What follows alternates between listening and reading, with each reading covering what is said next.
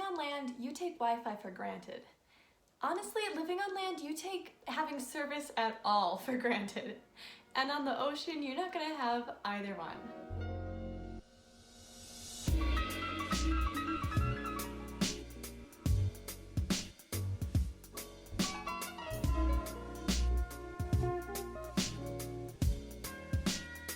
Hello everybody, and welcome to everything you need to know about the internet on Semester at Sea. Is there Wi-Fi? How much Wi-Fi do you get per day? Does that Wi-Fi even work? How do you contact your friends and family and people on the ship? All of those questions are going to be answered right here, right now, so get ready for that. If you like this video, please subscribe and give me a thumbs up so that I know to keep making videos, and leave a comment down below with any other questions that you have about Semester at Sea so I can answer them in an upcoming video. So let's get into everything you need to know about Wi-Fi. The first thing that you need to know is just about cruise ships in general, that other cruise ships have working Wi-Fi and everyone uses their phones all the time. Like, that's never an issue, but I guess that is expensive to have that amount of bandwidth on the ship in the middle of the ocean. So Semester at Sea does not pay for that, and they pay for a smaller amount, and you just get the amount that you're allotted, basically.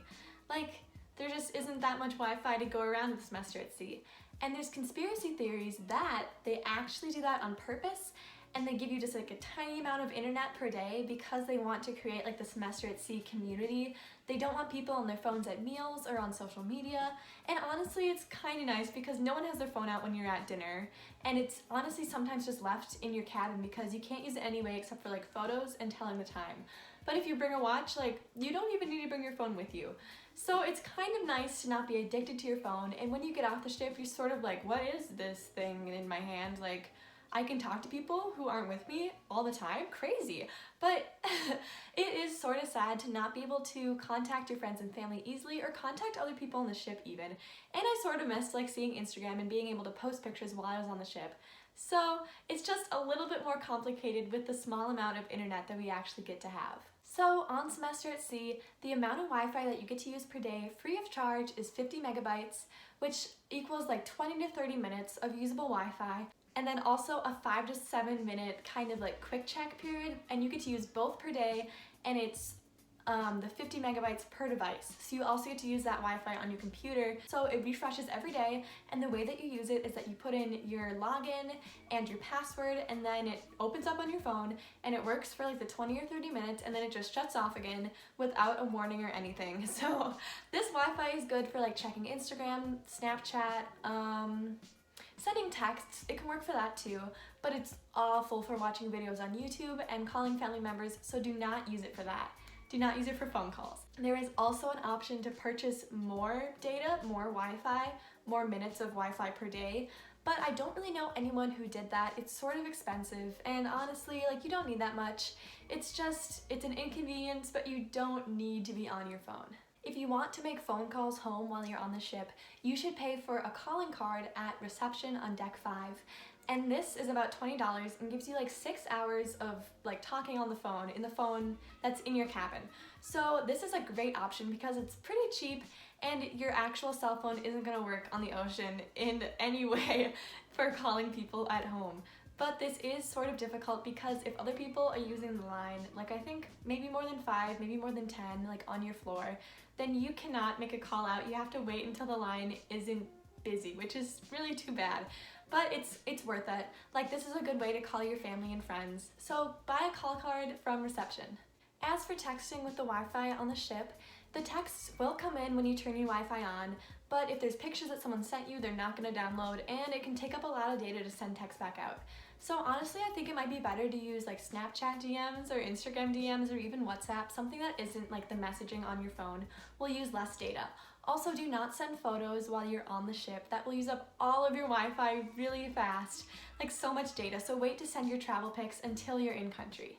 And speaking of using your phone in country, I would really recommend, if you can afford it, to get an international plan on your phone so you can use data while you're in country without Wi-Fi.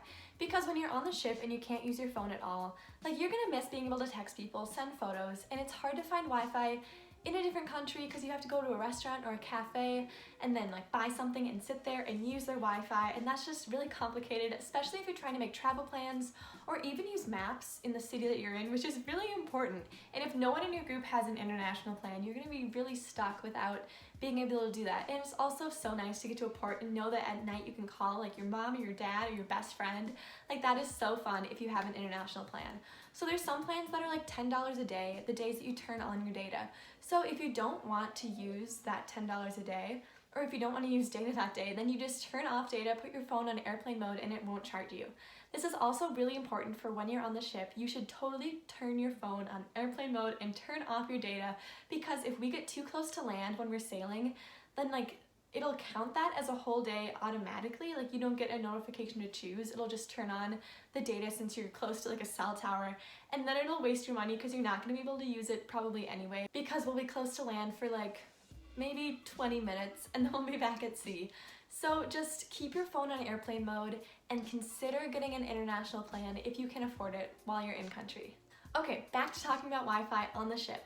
So as I mentioned in some of my other videos, there are 4 computers on the ship that actually work and have like good Wi-Fi that you can use to search stuff if you're making travel plans or doing like research for a project, which is really annoying when you get assigned a project that you have to do research for, because they know that you have 4 computers total. But I had one class that was like find 3 articles from like the day before, like news articles, and then like write up a summary of all of them, and I was like, there's 4 computers on this ship. Like, when do you want me to do that? So I found out that the time when the computers are not busy is like 7 a.m. or even before. If it's like 6:45, like you're golden. Go in the morning, no one will be there. Any other time of day, it's gonna be busy and there's gonna be a line that you have to wait in to use these computers.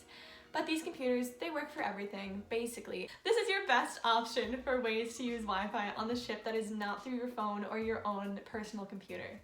As for using the computer that you bring with you, there are a few sites that will work with the ship's intranet Wi-Fi, not internet intranet. I don't really know what that means, but it's just sites that you can use without using up your daily allotment of Wi-Fi.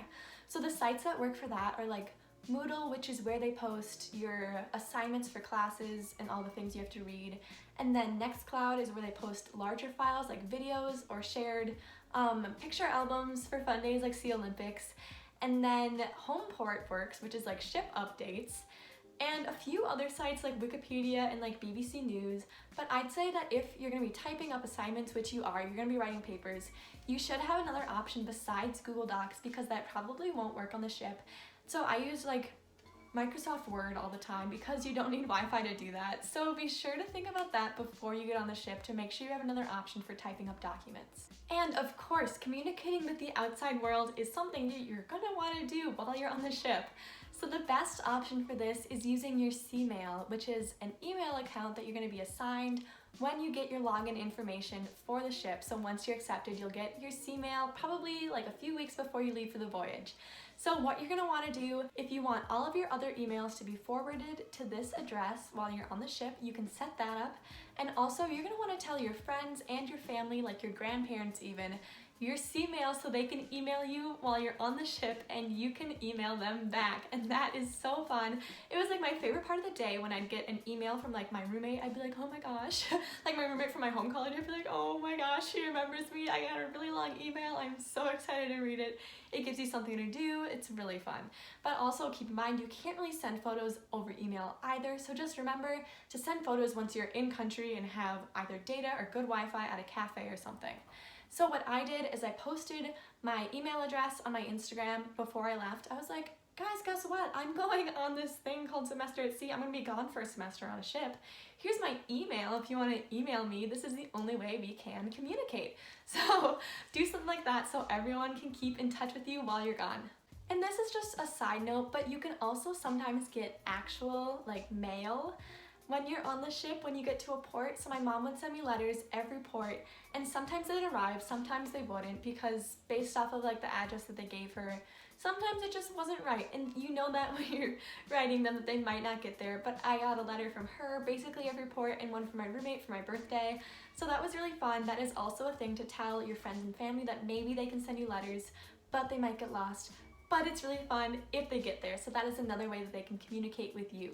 And then to contact other people within the ship, you can use Moodle messaging, you can use your C-mail, or there's something called C-chat that you can download that's like an app. But I never really used that. I never downloaded it. I don't think that was that popular. If I wanted to get in touch with my friends, I would C-mail them or leave a sticky note, like a post-it note on their door and be like, I am in this part of the ship, please come find me at this time. So be sure to bring sticky notes with you. Like, we're going old school. That is a good way to communicate if there's no other way because the Wi-Fi isn't working. And then, of course, as promised, the scandal, the Wi-Fi scandal of my voyage. So, as I mentioned before, when you log into your Wi-Fi, you put in your username and your password, and you get to use that 50 megabytes for each device. So what happened on my voyage was that people found out that you can use it on each device. So they were like, if we switch our usernames and passwords with each other, like if I give you mine and you give me yours, then we can use your data again on my device because it's a different device. So you get another 50 megabytes. So people will just be switching around their usernames and passwords. But then there were issues with the Wi-Fi, and the deans were like, why is there no Wi-Fi left at all? Like, why is nothing working anymore? And that's because the students literally used up all of the Wi-Fi they had purchased for that whole voyage, like all of the data that they had set aside for the voyage. So then the people who used the most data, they could go back and look at it because the IT people are brilliant. So they scroll back, and the top 20 people who used Wi-Fi, like over the amount they were supposed to, over 50 megabytes per day, then they got charged a pretty big sum of money, and they couldn't have any Wi-Fi privileges for the rest of the voyage, and that was so sad. So that was a huge issue, honestly. They made us all change our passwords again, and I don't know, it was really sad. It was kind of smart at first, like people were really excited. They're like, ooh, like I can use 150 megabytes per day. But they got in huge trouble and there were huge consequences. So do not do that. That is just a warning for you guys. Do not do that. You'll get in so much trouble. So thank you for watching my wonderful video about the internet and the Wi-Fi on the ship. If you have any other questions about this, leave them down below. Also leave any other questions you have about semester at sea in general. I'd love to hear them. I'd love to answer them and help you guys out.